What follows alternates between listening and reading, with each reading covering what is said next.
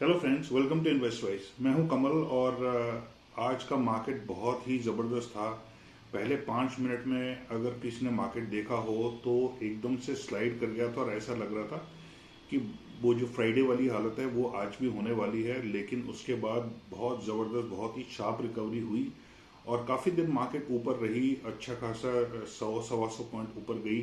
उसके बाद में कूल ऑफ हुआ और फाइनली मार्केट निफ्टी और सेंसेक्स जो हैं वो हल्के से ग्रीन में बंद हुए और जो बैंक निफ्टी है वो हल्की सी रेड में बंद हुई। पर आज का दिन शुरुआत में तो बहुत ही खौफनाक था। उसके बाद संडे लग रहा था काफ़ी अच्छी रिकवरी हो सकती है और काफ़ी अच्छी पॉजिटिवली स्ट्रांगली मार्केट बंद हो सकती है ऊपर। लेकिन जैसे कि मैं अपने टेलीग्राम चैनल पे भी बोलता आया हूँ कि ओवरऑल बायस जो है वो मार्केट का नेगेटिव ही रहेगा। तो आज सबसे पहले हम हेडलाइंस रिव्यू करते हैं, उसके बाद निफ्टी बैंक निफ्टी कल कैसे रह सकते हैं और फाइनली जो अपने कल के मेरे इंट्राडे ट्रेड्स हैं वो आपके साथ शेयर करूंगा। तो तो वीडियो को एंड तक देखिएगा ताकि आप इसका ज़्यादा से ज़्यादा फायदा उठा सकें। तो चलिए हेडलाइन से शुरू करते हैं। तो सबसे पहले पेटीएम के जो रिजल्ट्स हैं वो अनाउंस हो गए और जो रेवेन्यू है वो 1086 करोड़ तक पहुंच गई from 664 crore year on year. तो काफ़ी अच्छी बढ़त थी इसके रेवेन्यूज में। और जो लॉस है हालांकि वो भी बढ़ गया 474 करोड़ तक फ्रॉम 437 करोड़। उसके अलावा भारती और वोडाफोन ने कुछ दिन पहले रेट्स बढ़ाए थे टैरिफ्स प्रीपेड के फ्रॉम बिटवीन 20 to 25%, जो कि 25 नवंबर से लागू थे। और उसके बाद जियो ने भी इंक्रीज कर दिए हैं बाय अराउंड 20-21%।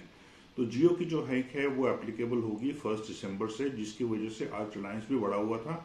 और अगर रिलायंस ने आज मार्केट को नहीं संभाला होता तो मार्केट जो है काफ़ी ज़्यादा नीचे जा सकता था। हालांकि रिलायंस जो है वो ऑलमोस्ट फ्लैट बंद हुआ है। उसकी हल्की सी जो ओपनिंग थी वो स्लाइटली पॉजिटिव थी, बट जो पैटर्न बना है चार्ट्स पे वो लगभग डोजी पैटर्न बना है। तो उसके हिसाब से कुछ खास उसने बढ़त जो है जो भी उसने हासिल की थी वो काफ़ी हद तक गिव अप कर दी। आरबीआई ने जो बैंक्स के प्रमोटर्स हैं उनको अलाउ कर दिया कि वो 26% तक स्टेक होल्ड कर सकते हैं लेकिन अपने बैंक्स में। लेकिन जो लार्ज कॉर्पोरेट हाउसेस थे या इंडस्ट्रियल हाउसेस थे उनको बैंकिंग लाइसेंस जो है वो अभी फिलहाल अप्रूव नहीं किया है। एलआईसी का जो स्टेक था टिल सितंबर एंड वो था 4.96% कोटक महिंद्रा बैंक में, जिसको वो अब लगभग 10% तक करने वाला है। तो जो इसकी वजह से भी Kotak Mahindra bank was also one of the top gainers in the Nifty today, जिसने आज निफ्टी को संभाला अलॉन्ग विद रिलायंस। और निफ्टी और बैंक निफ्टी जैसे मैंने बोला कि थोड़ा पॉजिटिव में एंड हुए थे और बैंक निफ्टी बहुत हल्का सा माइनस में रेड में एंड हुआ है। और यूरोपियन मार्केट्स जो हैं वो करंटली इस समय ग्रीन में हैं। नैस्डैक अभी फिलहाल जब मैं वीडियो बना रहा हूँ तो इस समय तक खुला नहीं है। अगर आज के इंडाइसेस की बात करें तो निफ्टी एंड हुआ 27.5 पॉइंट ग्रीन में और बैंक निफ्टी एंड हुआ 49 पॉइंट्स रेड में। और जो मेन आज के दो ग्रीन में इंडाइसेस थे जिन्होंने आज अच्छा परफॉर्मेंस दिया वो थे निफ्टी आईटी 264 पॉइंट्स यानी 0.76% ऊपर थे और निफ्टी फाइनेंशियल सर्विसेज जो 15 पॉइंट ऊपर था यानी कि 0.09%। और जो दो सबसे आज के खराब इंडाइसेस थे जो रेड में रहे सबसे ज़्यादा वो थे निफ्टी मीडिया 2.25% यानी कि 50 पॉइंट और निफ्टी रियल्टी 1.66% यानी कि 8.2 पॉइंट्स। तो ये आज के मेन सेक्टोरल इंडाइसेस का समरी थी। और बाकी जो इंडाइसेस हैं वो सारे के सारे रेड में थे, सिर्फ इन दोनों आईटी और फाइनेंशियल सर्विसेज के इंडाइसेस को छोड़ के जो ग्रीन में थे। अब आइए आपको कल निफ्टी कैसा रह सकता है, बैंक निफ्टी कैसा रह सकता है उसके बारे में बताता हूँ। तो आज निफ्टी जो है वो यहाँ पे खुला और आप देख सकते हैं जो पैटर्न इसका बना है वो डोजी पैटर्न बना है। और ऑलमोस्ट जो है इसने जो जहाँ पे ओपन किया था उसी पॉइंट के आसपास इसने क्लोज किया है।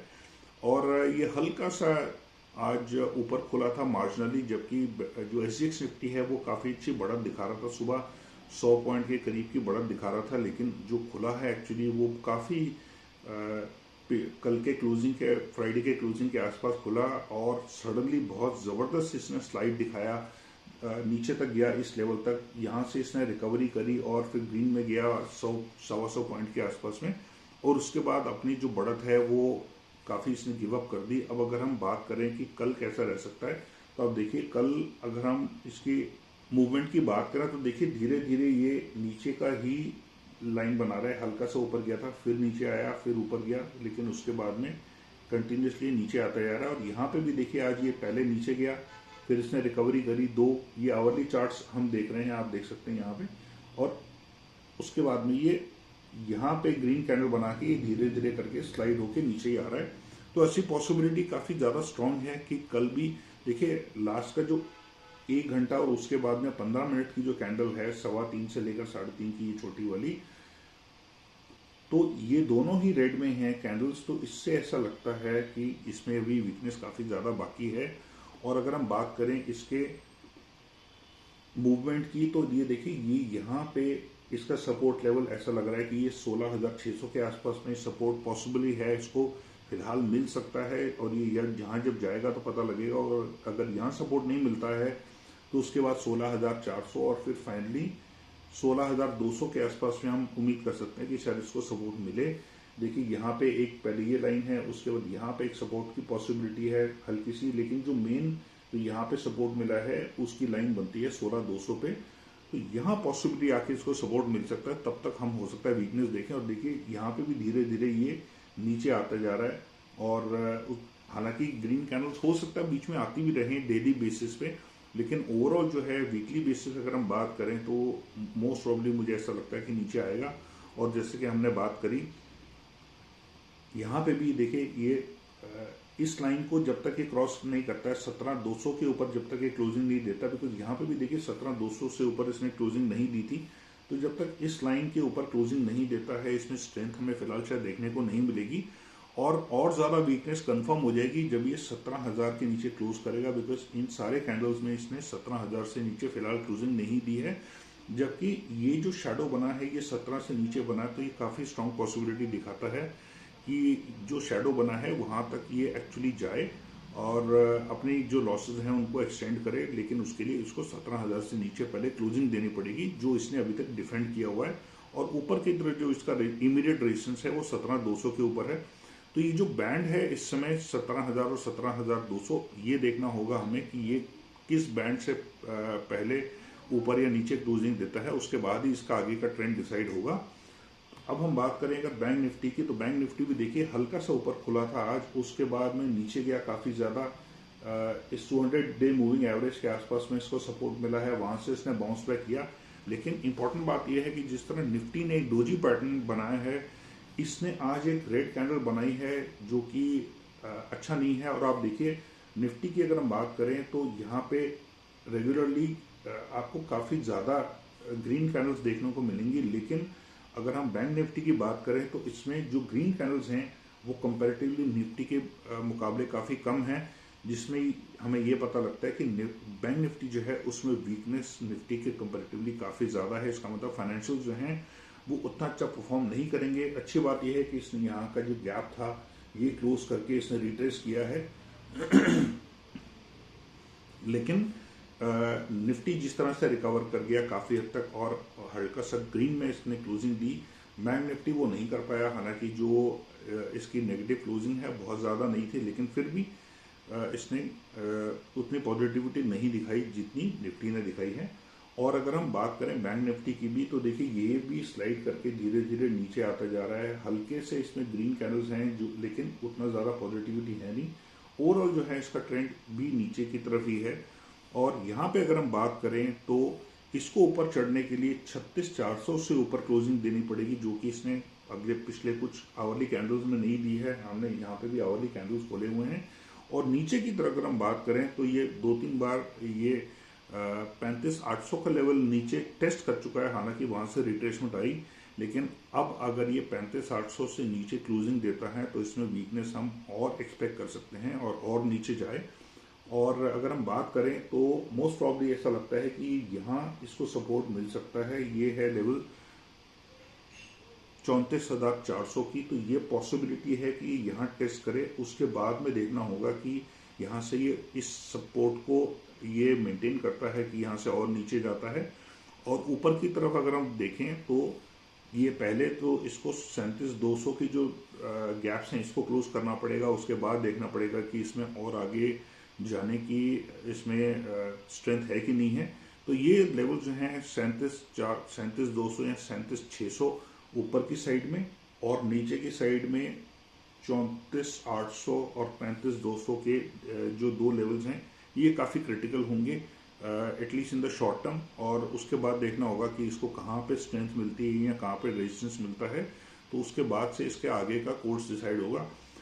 अब आइए स्टॉक्स की बात करते हैं जो कि आप कल कंसिडर कर सकते हैं। जो मेरे पिक्स हैं जिनमें मैं पोजीशंस लूँगा कल, तो देखिए ग्लेनमार्क सबसे पहला स्टॉक है हमारा। तो हम यहाँ अगर देखें तो यहाँ पे इसको स्टॉक को पहले रेजिस्टेंस देखने को मिला था और यहाँ पे रिकन्फर्म हुआ है। ये 1 आवर चार्ट है ग्लेनमार्क का, तो यहाँ पे ये दोबारा क्रॉस नहीं कर पाया, तो हो सकता है ये नीचे वाले जो लेवल्स हैं यहाँ वाले इनको टेस्ट करे। क्योंकि देखिए यहाँ पे एक सपोर्ट लेवल था जो कि लगभग इन लेवल्स के आसपास था, तो उसको भी नीचे इसने ब्रेक कर दिया है नीचे की तरफ में। यहाँ पे इसको सपोर्ट नहीं मिला, तो इसका मतलब ये है कि ये आने वाले दिनों में हो सकता है ये नीचे वाले लेवल्स टेस्ट करे। तो कल अगर ये नीचे का ट्रेंड दिखाता है तो इसमें शॉर्ट पोजीशन ली जा सकती है।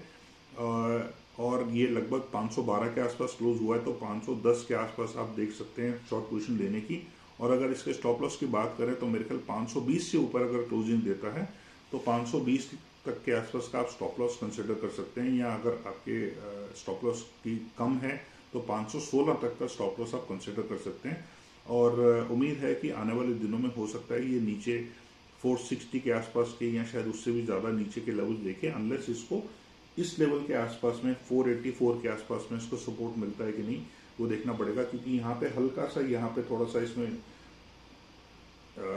ब्रेक आया था फॉल में, तो यहाँ पे पॉसिबिलिटी है कि ये थोड़ा सा सपोर्ट दिखाए, लेकिन उसके बाद देखना होगा कि ये बाउंस बैक करता है कि नहीं।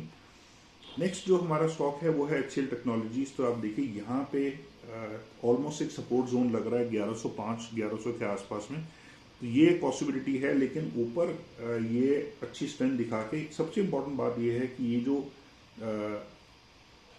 लेवल है 1145 का, इससे ऊपर क्लोज नहीं दे पा रहा है। देखिए यहाँ पे 1145 के लेवल के उससे ऊपर ये क्लोज नहीं दे पा रहा है।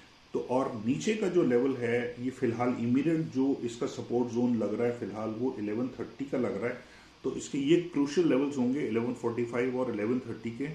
तो अगर ये 1130 से नीचे ट्रेड करता है तो शायद इसमें शॉर्ट पोजीशन किया जा सकता है, क्योंकि ये फिलहाल ऊपर इसने स्ट्रेंथ दिखाई नहीं ऊपर जाने की, जबकि आज IT ऊपर था, ये भी हल्का सा ऊपर बंद हुआ है, लेकिन यहाँ पे इसने रेजिस्टेंस दिखाया। तो अगर 1130 से नीचे ट्रेड करता है तो हो सकता है नीचे के लेवल्स को दोबारा टेस्ट करे और नए लोज बनाए। और अगर ये 1145 से ऊपर ट्रेड करता है तो यहाँ से ये शायद और ऊपर जा सकता है, और 1165 या पॉसिबल है 1170, 1175 के 1180 के लेवल्स भी टेस्ट करे।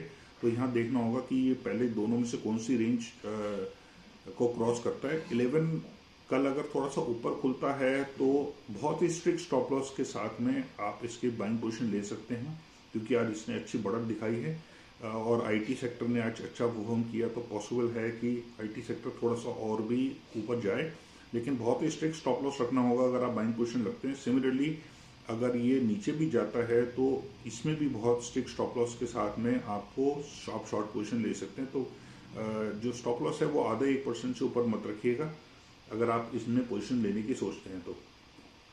लेकिन सबसे इम्पोर्टेंट बात यह है कि ट्रेंड देखना होगा, और जैसे मैंने बोला ये दोनों लेवल्स काफ़ी क्लोजली वॉच करने होंगे 1130 और 1145 के। नेक्स्ट जो हमारा स्टॉक है वो है पीरामल एंटरप्राइजेस। अब आपको दिखाना ही चाहता हूँ कि यहाँ पे मैंने आवरली चार्ट ना लेके डेली चार्ट लिया है, वो इसलिए क्योंकि आपको ये दिखाना जरूरी था कि ये किस तरह से स्लाइड कर रहा है।